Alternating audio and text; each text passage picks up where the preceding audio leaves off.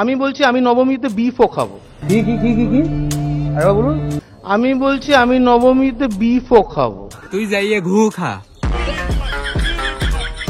ইনাকে জবাব দেওয়ার জন্য না, ইনাকে ঠাটিয়ে একটা জবাব দেওয়ার জন্য আমি গত 4.5 বছর ধরে অপেক্ষা করে বসে আছি যে কবে একটা সঠিক সময় পাবো, আর আজ সেই সময়টা চলে গেল। একদম দেবো না প্রমাণ। কেন দেবো না? তার কারণ যে পশ্চিমবঙ্গে আমি বাস করছি সেই পশ্চিমবঙ্গে আমার এমন বুকের পাটা রয়েছে যে আমি জায়গা আর অর্গানাইজার যে ছেলেপুলেরা সাধারণ জীবনযাপন করে তাদের নাম বলে দেবো, জায়গা বলে দেবো, তারপর তাদের বাড়ির মেয়ে হবে না, তারপর সেই ছেলেটা খুন হয়ে যাবে না। রুকো যারা, সবার করো। এই যে এই মহান মহিলাটাকে হয়তো আপনারা আজ তাক বাংলার নিউজ চ্যানেলে এই ভিডিওটা দেখার পরে তার ভিডিওতে একটা লাইকও করে দিয়েছেন, সঙ্গে দুর্দান্ত একটা কমেন্ট বক্সে লিখে দিয়েছেন যে বাহ কি দারুণ সাহসী একটা মেয়ে। আরে শুনুন শুনুন, ইনাকে জবাব দেওয়ার জন্য না, ইনাকে ঠাটিয়ে একটা জবাব দেওয়ার জন্য আমি গত 4.5 বছর ধরে অপেক্ষা করে বসে আছি যে কবে একটা সঠিক সময় পাবো, আর আজ সেই সময়টা চলে এসছে। চলো ভাই। আর সত্যি সত্যি আমি বলছি রাজনীতিবিদরা একটু লিনিয়েন্ট হন সাধারণ মানুষের প্রতি। অনির্বাণ ভীষণ সুন্দর বলেছে, ও বলেছে যেরাম যা ইচ্ছে সেটা খাবে, যেরাম যা বন্ধু সেরাম করবে। ও বলেছে ষষ্ঠীর দিন লুচি খাবে তো অষ্টমীর দিনও পাঁঠার মাংস খাবে। আমি বলছি আমি নবমীতে বিফও খাবো। কি কি কি কি কি আরে বলুন। আমি বলছি আমি নবমীতে বিফও খাবো। তুই গু খা। ইনি হচ্ছেন অনিন্দ্য চট্টোপাধ্যায়, ব্রাহ্মণ। যাতে কি ব্রাহ্মণ, চট্টোপাধ্যায় তো ব্রাহ্মণই হয় নাকি? যদি ভোলা একটুখানি কমেন্ট বক্সে সংশোধন করে দেবেন।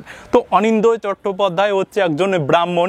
তিনি 2021 জানুয়ারি মাসের একটা শোতে এসে বলেছিল, আমি বলছি আমি নবমীতে বিফও খাবো।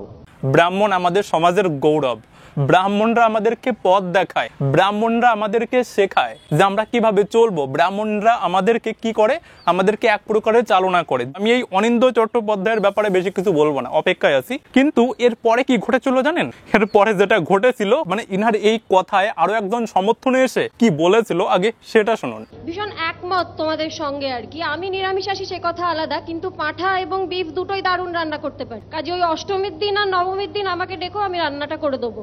তো শুনলেন তো, দেবলীনা দত্ত মুখার্জি সমর্থন করে বলছে যে ইনি ভালো ওসব রান্না করতে পারে। যে জিনিসগুলো আমরা মুখে আনতে চাই না, যে জিনিসগুলো আমরা কি করতে চাই না, মুখে আনতে চাই না, যে আমাদের নিজেদের ধর্মের অপমান হবে, সেই জিনিসগুলো এই যে দেবলীনা দত্ত মুখার্জি, ইনারাও তো ব্রাহ্মণ নাকি?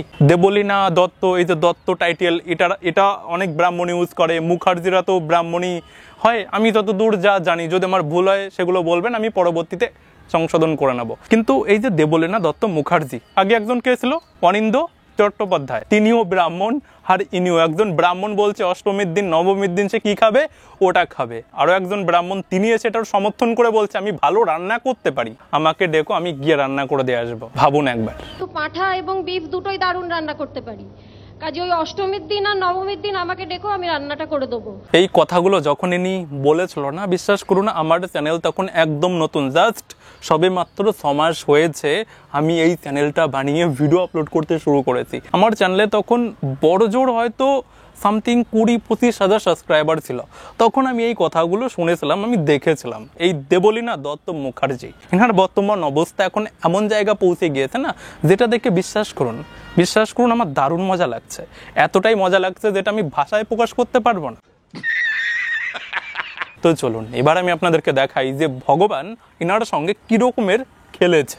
আপনি তাহলে টলিউডে এই মুহূর্তে কাজের ক্ষেত্রে কতটা সাফার করছেন বা কতটা এই পরিস্থিতির শিকার বলে নিজেকে মনে করছেন? খুবই সাফার করছি, কারণ একটা কথা বলা পরিষ্কার করে দরকার যে আমরা যারা অভিনয় করি আমরা সবাই জানি, জনগণও জানেন যে আমাদের সিজন বলে একটা সময় আছে, যখন নাকি অনুষ্ঠান হয়, ফাংশন হয়, পুজো হয়, ওপেনিং হয়, খুঁটি পুজো হয়, সেই সময়টা আমাদের একটা বিরাট উপার্জনের সময়। জাস্ট একবার ভাবুন, এরা নিজেরা বলছে যে পুজোর সময় আমাদের বিরাট একটা উপার্জনের সময়। এটাই আমাদের সময় যখন আমরা সঠিকভাবে উপার্জন করতে পারি, কারণ বিভিন্ন জায়গা থেকে আমাদেরকে ডাকে, সেখানে আমরা যাই, তার জন্য মোটা মোটা অঙ্কের মানে মোটা মোটা বান্ডিল পাই। বুঝতে পারছেন না? বিরাট ইনকামের সময়। সিজন বলে একটা সময় আছে, যখন নাকি অনুষ্ঠান হয়, ফাংশন হয়, পুজো হয়, ওপেনিং হয়, খুঁটি পুজো হয়, সেই সময়টা আমাদের একটা বিরাট উপার্জনের সময়। একদিকে ইনাদের সব থেকে বড় উপার্জনের যে জায়গাটা, সেটাও হচ্ছে আমাদের ওই ধর্ম, আমাদের ওই পুজো, আমাদের ওই উৎসব। আর সেটা নিয়েই কিরকম ভাবে আমাদের ধর্মকেই ছোট করে যে হ্যাঁ অষ্টমীর দিন নবমীর দিন যার বাড়িতে বিপ রান্না করবেন আমাকে ডাকবেন, আমি ভালো বিপ রান্না করতে পারি আমাকে ডাকবেন, আমি রান্না করে দিয়ে আসবো। এটা হচ্ছে এনাদের মন মানসিকতা। তো ভগবানও খেলে দিয়েছে, এখন এনাদেরকে আর কোনো পাত্তা দেয় না। এখন ওই পাড়া এলাকার ওই কোনো ওই বুগি বুগি ডান্সের যে মঞ্চে না, ওই সমস্ত মন ছাড়া ওনারা এখন আর কোনো ডাক পান না।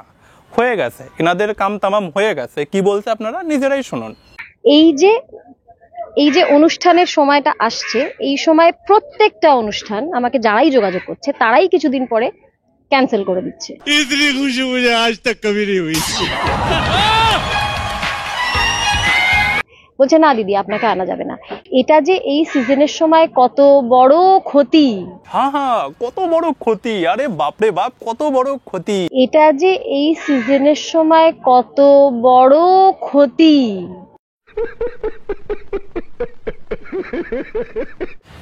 আগে মনে ছিল না যখন ওই কথাটা টিভিতে বসে বলেছিল, নিজেকে বিশাল বড় কোনো না কোনো বিশাল কিছু মনে করেছিল, ইনি আসলে নিজেকে পাকিস্তানের প্রধানমন্ত্রী ভাবছিলেন। তখন মনে ছিল না যেটা হিন্দুদের দেশ, এখানে এই সমস্ত কথা বললে তাতে উনি ব্রাহ্মণই হোক আর যেই হোক এই রকমের কথাবার্তা বললে কেউই সহ্য করবে না। এটা ওনার আগে মনে ছিল না।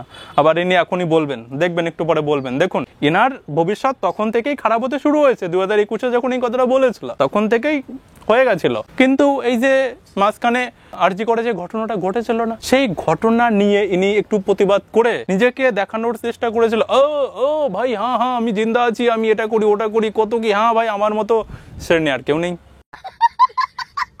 এরকমেরই একটা কিছু হয়তো ভেবেছিল, চেষ্টা করেছিল, সেটাও হয়নি। এবার ওই প্রতিবাদ করায় হালকা ফুলকা যারা তৃণমূলের ওই চাটাচাটি করা লোকজন যারা ছিল, তারা হালকা ফুলকা হয়তো ডাকছিল, এখন তারাও বন্ধ করে দিয়েছে। এটা শুরু হলো যেহেতু একটা ঘটনার পর থেকে এই চাপটা শুরু হয়েছে, তাই আমি ধরে নিচ্ছি যে অভয়া আন্দোলন, এটা আমি ধরে নিচ্ছি। কারণ অভয়া আন্দোলনের আগ পর্যন্ত এমন কোনো পরিস্থিতির সম্মুখীন আমাকে হতে হয়নি। কেন, মানে আমার ব্যক্তিগত কথা যদি আমাকে জিজ্ঞেস করো তাহলে আমি বলতে পারি যে এইবারেও গত পরশুদিনও আমার দুটো পুজো সংক্রান্ত অ্যাপিয়ারেন্স ক্যান্সেল হলো। ফাইনাল ছিল, ডেট ফাইনাল ছিল, সব ছিল, ক্যান্সেল হলো। আমাকে গত বছর তো সব ক্যান্সেল, আমার প্রায় 50-52টা আমার গোটা পশ্চিমবঙ্গ ব্যাপী আমার শো ক্যান্সেল হয়েছে। এবারে ক্যান্সেল হওয়া আবার শুরু হয়ে গেছে। ইনার কথা যারাই শুনেছে তারা জীবনে কোনোদিন ইনাদেরকে ডাকবে যে এই রকমের একজন মাইন্ডে রাখা, মানে এই রকমের একজন মাইন্ডের লোককে কোনো অনুষ্ঠানে, যে অনুষ্ঠানে কোনো রকমের একটু হলেও ধর্মের কানেকশন রয়েছে, সেরকমের কোনো অনুষ্ঠানে এনাকে ডাকবে?